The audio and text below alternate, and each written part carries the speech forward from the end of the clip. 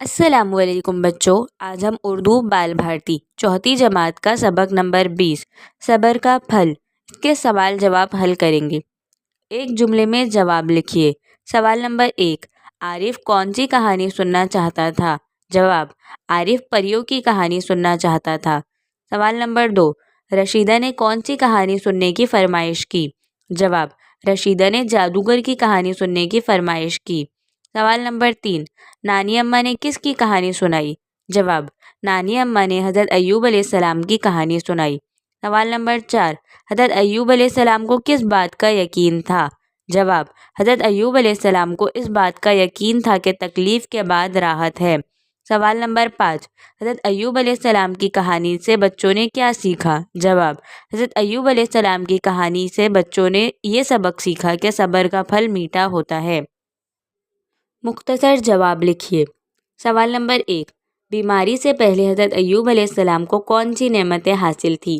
جواب، بیماری سے پہلے حضرت ایوب علیہ السلام کے پاس دنیا کی بہت ساری نعمتیں تھیں۔ وہ بہت خوشحال تھے اور ان کے پاس بہت ساری دولت اور کئی اولادیں تھیں۔ سوال نمبر 2، حضرت ایوب علیہ السلام کی خاص خوبی کیا تھی؟ جواب، حضرت ایوب علیہ السلام کی خاص خوبی یہ تھی کہ وہ خدا کا شکر ادا کرنے والے اور صبر کرنے والے تھے۔ سوال نمبر 3، حضرت ایوب علیہ السلام کی بیوی نے کس طرح آپ کی خدمت کی؟ جواب، حضرت ایوب علیہ السلام کی بیوی دن رات آپ کی خدمت اور دیکھ بھال کرتی، محنت مزدوری کر کے کھانے پینے کا انتظام کرتی تھی۔ 4-5 جملوں میں جواب لکھیے۔ سوال نمبر 1، حضرت ایوب علیہ السلام پر کون سی مصیبتیں آئی؟ جواب، حضرت ایوب علیہ السلام کے ہرے بھرے کھیت اجڑ گئے، آپ سخت بیمار ہو گئے، آپ کے بچے بھی بیمار ہو کر ایک ایک کر فوت ہو گئے، مال و دولت ختم ہو گئی، سارے مویشی مر گئے، آپ کو کوڑھ کا مرض لاحق ہو گیا اور پورے بدن میں کیڑے پڑ گئے۔ سوال نمبر 2، حضرت ایوب علیہ السلام کا مرض کس طرح دور ہوا؟ جواب، اللہ کے حکم سے زمین سے ایک پانی کا چشمہ ابلنے لگا، حضرت ایوب علیہ السلام نے اس کا پانی پیا اور غسل کیا۔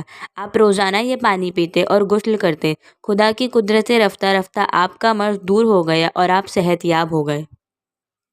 ذیل کے محاوروں کو جملوں میں استعمال کیجیے۔ منہ موڑنا، مصیبت زدہ لوگوں سے منہ نہیں موڑنا چاہیے۔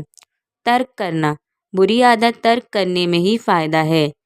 ڈھارس باندھنا، ٹوٹے ہوئے دلوں کی خدا ڈھارس باندھنے والا ہے۔ دم لینا، دوڑ میں اول مقام حاصل کر ہی مریم نے دم لیا۔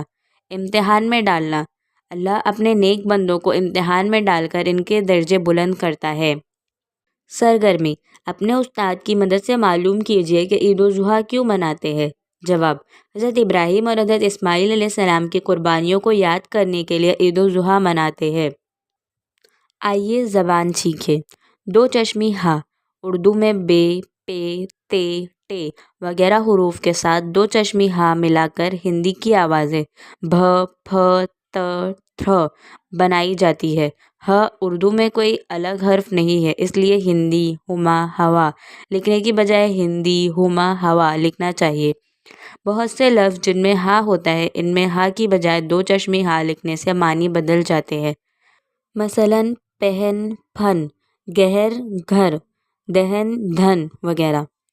اس سبق سے ایسے لفظ تلاش کر کے لکھیے جن میں دو چشمی ہا کا استعمال ہوا ہے۔ جواب، دکھ، سکھ، کچھ، غیر، دیکھ، بھال، پڑھ ایسے لفظ سبق میں آئے ہیں۔ تو یہاں ہمارے سوال جواب ختم ہوتے ہیں۔ اگلے ویڈیو تک اللہ حافظ۔